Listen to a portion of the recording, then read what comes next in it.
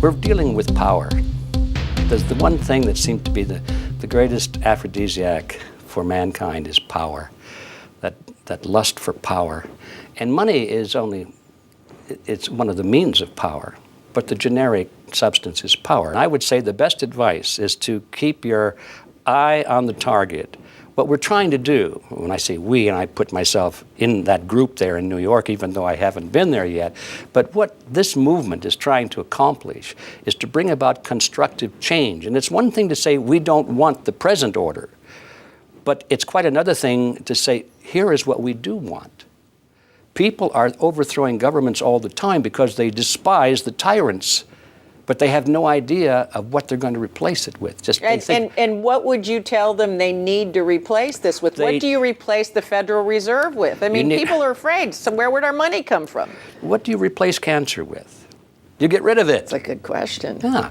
Cancer is a destructive force. You get rid of it. You don't have to replace it except with healthy organs instead of cancerous organs. The banking system, without the cancer of the Federal Reserve System, could function very well. The Federal Reserve System, we must understand, is not an agency of the government. We have to keep coming back to that. It's a cartel. It means it's rooted in private ownership and control.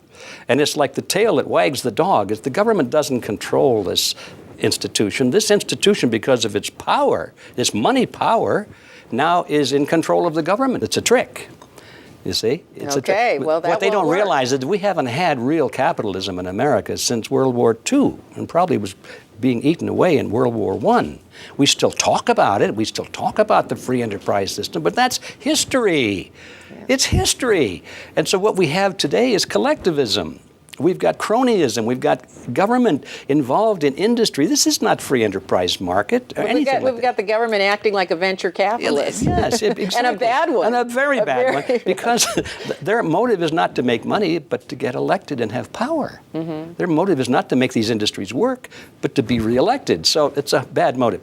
So my message would be, let's focus on what are we going to replace the system with? And I think the answer to that is to get the Federal Reserve System out of it and to go back to the real free market economy. So you agree with what Ron Paul's saying is first step is end the Fed?